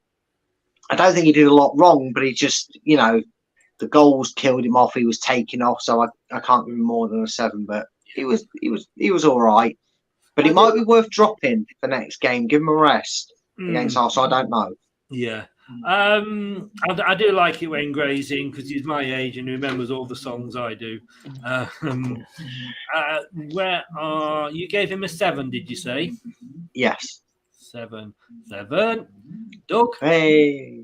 Have you? 7. Is your chicken gone down now? Yes, my chicken has gone down. Yes, it has gone down. It was very, very tasty. So, Dewsbury Hall 7. Very tasty. What was that an advert to? I don't know. I don't know, and I don't. Ray, come on, help me out here. Tasty, very, very tasty. They're very tasty. Anyway, do carry on, Doug. I gave Dewsbury Hall a 7 as well. 7. Okay, so a couple of 7s there. It was an advert, I'm sure that. Tasty. Is it not? Am I making that up? Quite possibly. James Maddison. He used his body expertly in the first half to create space, weave around opponents and create chances. He was the best player on the pitch, but then in the second period, it was like he knew that and he tried to do everything himself, often running into trouble. Fair point with that. Fair point. He's got a 7, Doug. No, Brad, sorry. He's got a 7 off Jace. Maybe that was the alcohol wearing off and he started to see what he'd written down and was matching scores up, because that actually makes sense to what he said about him, to the rating he's given him. And again, kind of like Dewsbury Hall, he had some frustrating moments where the ball's at the wrong end of the pitch and he really can't do what is natural to his game, but he hustled, he bustled. He tried when given the opportunity. I was signalling that while you were reading it out, thinking, here comes a 5. After he said all that, he's going to give him a 5 or a 6, but he didn't. And the broken clock strikes again, because I'm agreeing with him. Maddison gets a 7. He tried. He did his best, but it wasn't to be for him. So yeah, he gets a 7. No. Doug. Yeah, you actually said something that really caught my eye earlier. Maddison trying too much. I agree to an extent. I think he was trying a little bit too much. But apart from that, he is. it's good to see him back. It's good to see him back, James Maddison, and long may that continue. Yeah, definitely a 7 for me as well. Apparently, it was Pop-Tarts. Oh, there we go. Although that could go. So Gray said it was Pop-Tarts. I'm just having a look here. I can't find anything with the. Every time I hear Pop-Tarts, I think of. Oh my God, how can I forget his name? Rayman. He was in with Rayman with Tom Cruise. Dustin Hoffman. That's it. I don't know how I forget Dustin Hoffman, but yeah, Dustin Hoffman, Pop-Tarts. I just every time someone says Pop-Tarts, that's all that comes into my head. Huston Doffman. Yeah. Huston Doffman, yeah. That Whenever anybody says Pop-Tarts to me, I always think of the X. Right, Tete. His touch wasn't as sharp as at Villa, and he's hung on to the ball too long at times, but he did get more involved than against Spurs, dribbling with pace and getting on the right wavelength with Castagna. He lacked a bit of finesse in his finishing. He gets a 5 from Jordan. I think that's harsh, but I'm used to it. I unlike you, Doug, I don't choke on chicken when I hear his scores. I'm very accustomed and numb to Jordan Blackwell's or Gordon Bennett's bloody ratings. Gordon Blackhead, then. Yeah, Gordon Strachan, the way he's going. I don't know. I'm running out of different names to call him. But look, Tete today was faced with a different task, and it's not a task that he's going to come up against all that often, considering the calibre of opposition in the Premier League. And that is, he was very much dependent. We were very much dependent on him doing more in his defensive duties, which is second nature which is second in his strengths in compared to what we signed him for. And he was a bit out of position. He wasn't as close to Castagna to help him as much as Rodgers liked. You could hear him on the sidelines telling him to get a bit closer or pushing a bit, get a bit tighter to it. But in terms of going forward, he drove with the ball. He ran into the box. He took the chances. He was, dare I say, Mahrez-esque at times with his step overs to work that space and shimmy the opportunity. He was dangerous. He gets a 7 because what we expect him to do and what we're potentially, we know the deal's convoluted, but what we're potentially paying him to do as his first and foremost job, he did well. He will not be expected to do the bulk load of defensive tracking back against other oppositions, and that's where he will naturally shine in them games. This game, he didn't shine, but he didn't do anything wrong, in my opinion. He gets a 7. He gets a 7. Gray. Naughty boy, it wasn't Pop-Tarts. No, it was Bran Flakes. Not Brad Flakes. That's something else completely. I've just stepped on a cornflake. Does that make me a serial killer?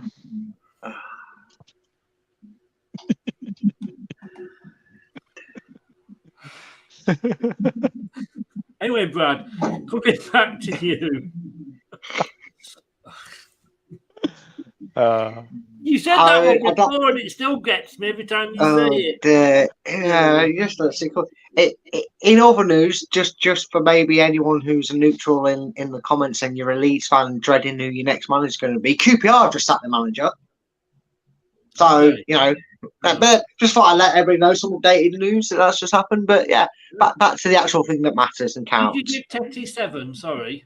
Yes. I don't know what Doug was saying. But I'm in agreement with that. I think Tete, he looks a really good player on that right hand side. I think you're going to have a lot of joy with him. I think he's a very, very good talent, and I'm looking forward to seeing what else he can do. I think he was up against a very good player in Luke Shaw today, but he definitely opened Manchester United up today. He definitely did. So yeah, for me, definitely a 7. 7. Right. Yeah. Mr. Iheanacho. These are the games he can have, as Rodgers knows all too well. He set up Barnes. I know that makes sense. These are the games he can have, as Rodgers knows all too well. He can set up. He set up Barnes for the first good chance, and then had a header superbly saved, but it always blew one opportunity with a poor touch and scuffed finish. While he lost the ball in the build-up to United's third. I can't believe this. 5 off Jordan. Please tell me. Oh, get out of the room. Get in the bin, Jordan. What are you doing? Right, that's it. I'm off. Yeah, I'm off as well. It's on your own for this, so we're off. We're storming out in protest at Jordan. You know what? No, don't go. Don't leave me. Yeah, I know. Get Jordan on this show. Me and him will have some beef. We'll have some discussion about this because I'm sick of this. The only thing I would say, and this goes back to my potential criticism, which you really can't have given where the game was at that point, is when Iheanacho needed a bit more support and maybe someone alongside him, Rodgers chose like for like over a system change, and that's the only way Iheanacho could have maybe got something out of the game, which I would say he warranted. David De Gea makes a fantastic save. He looked good. He was winning headers. He was holding the ball up in that first half. He was doing exactly what you'd asked of him. And I think he was very unfortunate not to come away from that game with a goal or an assist to him. Because, let's face it, half an inch the other side and Barnes makes it 1-0. And Iheanacho continues his goal-scoring, providing form. So I'm gonna give him an 8. I think he was really good. And I think Jordan Blackwell needs to get in the bin with these ratings. Goal scoring. What was it you said? Goal scoring. I meant to say, like, I couldn't think of the term, but he's either providing or scoring a goal, and he's going to keep that run going. Providing, that was it. Well, I think he deserves this. In fairness.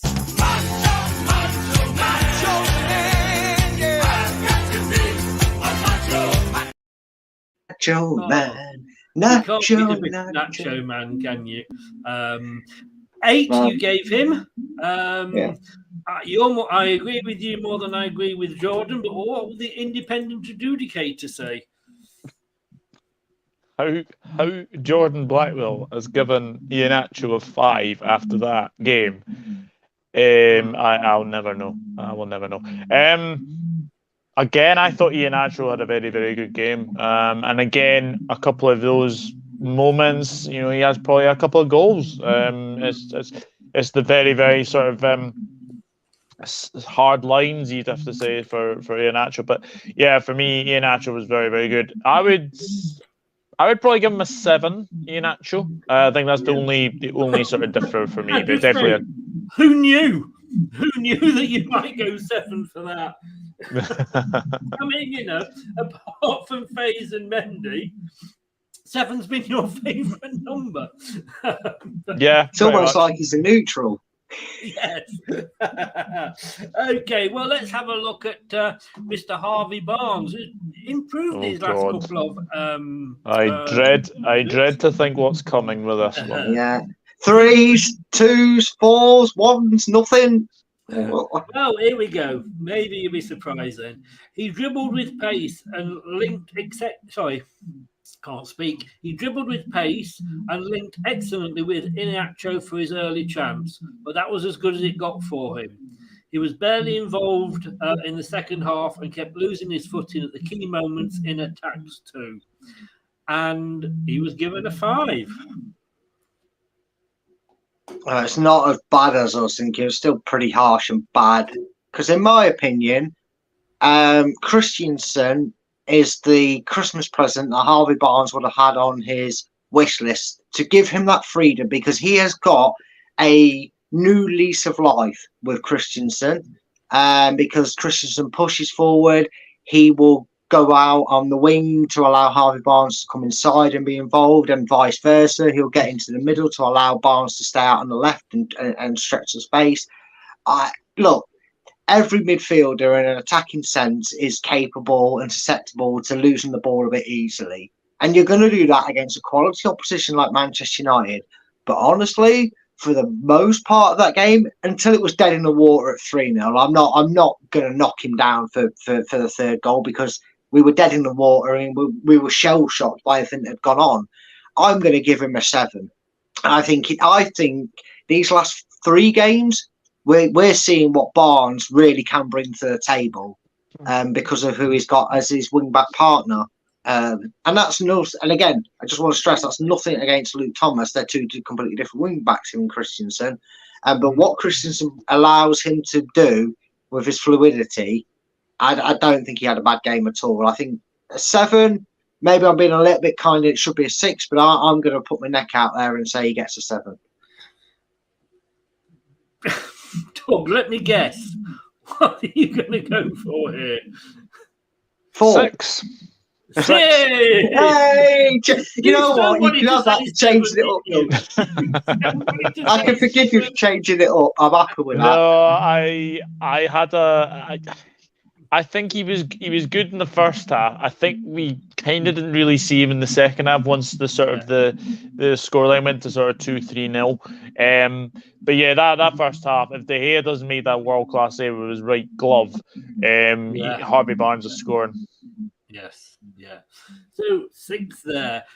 And just quickly, we're not going to go into mad detail on the subs, but he gave Samare a 4, a Tielemans a 5, a Pratt a 6, and Vardy a 5. And he's probably got those about right on there. I think you just give them all a 5. They came on to a dead game in a sense. For a lot of them, average 5 for the subs, definitely. Well, there we go. Thank you, gentlemen, for joining in that. Mendy was your man of the match, both of you. Yep. Yeah, I think that's he is now added himself onto the list of players that are out of contract this season that we're looking at going, he needs a deal. Yes. He needs a deal, and he needs to have the promise backed because it's clear. Honestly, if you're saying to me, Brad, and I know this is early, but if you said to me, Brad, what changes would you make for Arsenal? I would. Brad, what changes would you make for Arsenal? There you go. You got there. I would say, well, if you want to have that defensive midfielder, put Samare there, so he can have that defensive anchor role. But drop Dewsbury Hall, give him a rest, and use Mendy's aggression in that middle of the park alongside somebody, and have Dewsbury, have Dewsbury on the bench or even alongside him if you want to move him over and not play someone like Timmins, and have Mendy in that middle of the park as the 2 in the centre mids and get them both playing because Mendy deserves to keep playing and deserves a new deal. So yeah, that's how I would change it. And I think the rest of them probably warrant giving a start because I don't think Amati comes in for wild phase, sorry to say, despite the performance, but that might be another one that changes. We don't know. We never know with Brendan. We never know. Just very quickly, guys, some important news about the shows next week. Coming up next on Leicester Till I Die TV.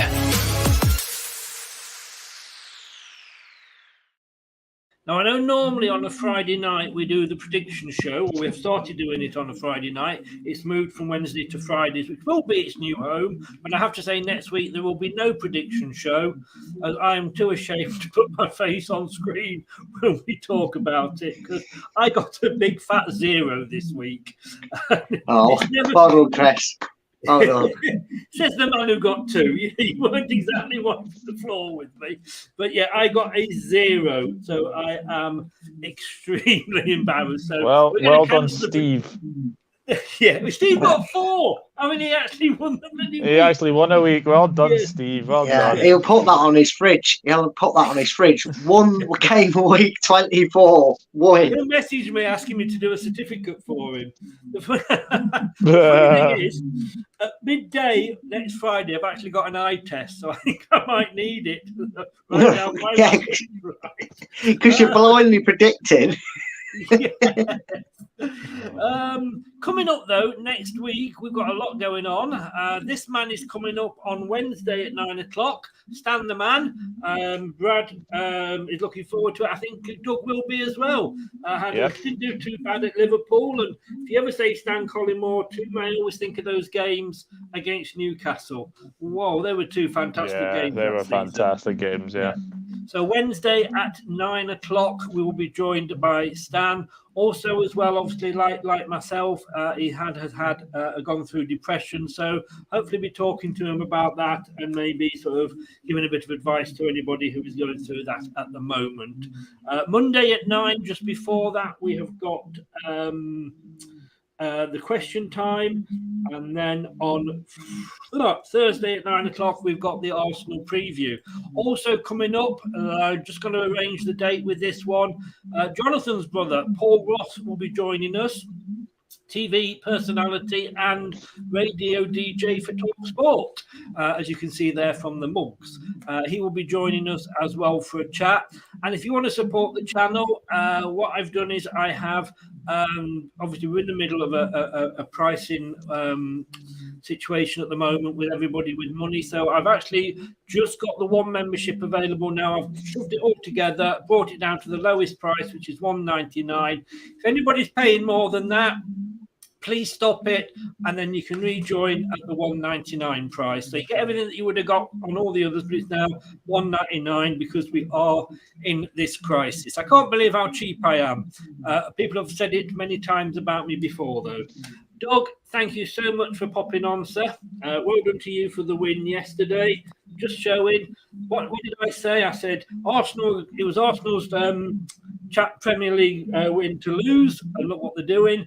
And I said Liverpool have got no chance of getting top 4, and you're about 6 points off it now. So just shows why I'm getting 0 points in the predictions. But just tell people where they can find you. Oh. No, not that one. Let's bring the better looking one up. There you go. Yes, you can find me on the Dugout Football channel on YouTube. I'm also on Twitter at Enrod_1992, Instagram at Douglas Horn, also on Facebook Douglas James Horn, and also I am on TikTok as well if you want to follow me on there as well. And I'll leave you with this, because we're obviously speaking about Ian Nacho being the magic man. What do you call a magician that loses his magic? Ian.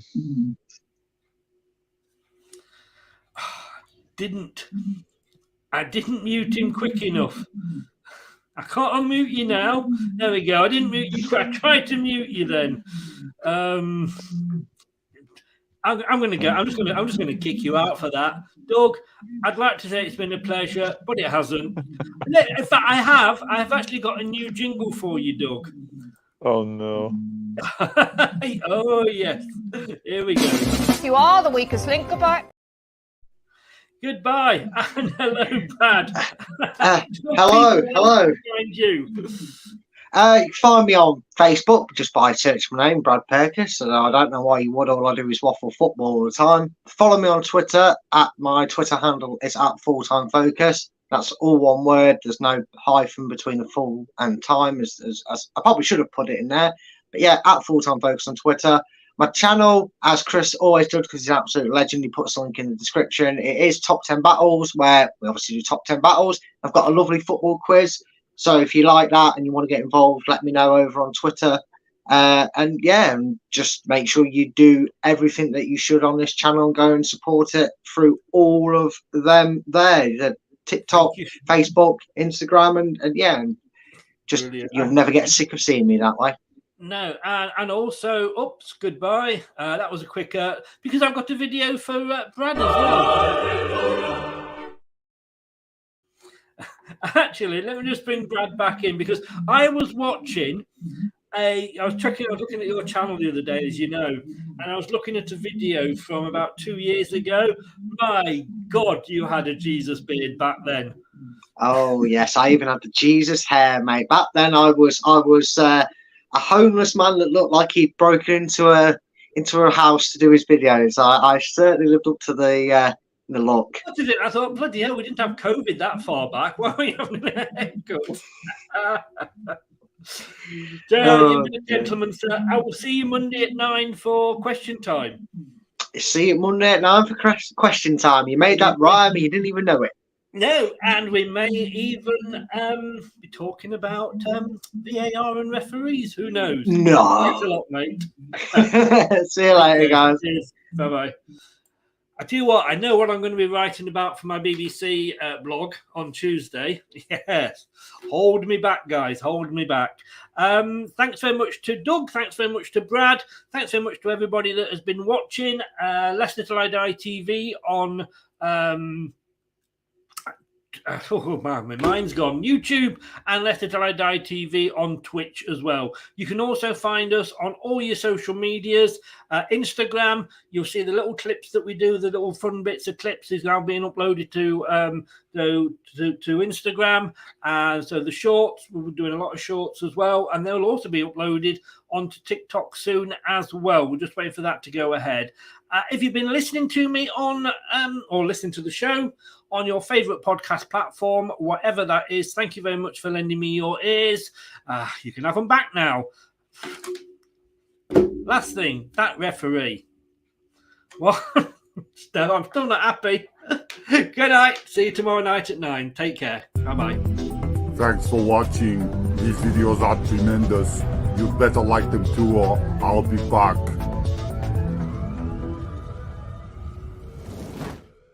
This podcast is proud to be part of the TalkSport Fan Network. TalkSport. Powered by fans. That's all, folks.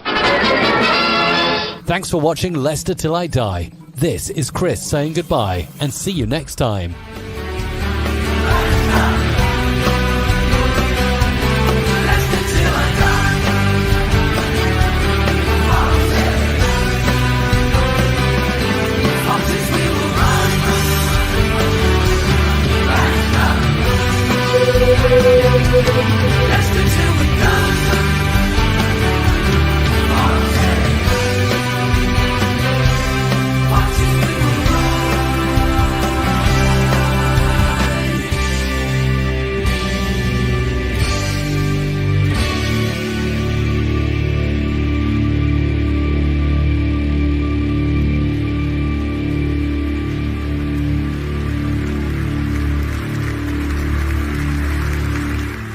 I'm looking for Dr. Goodhead.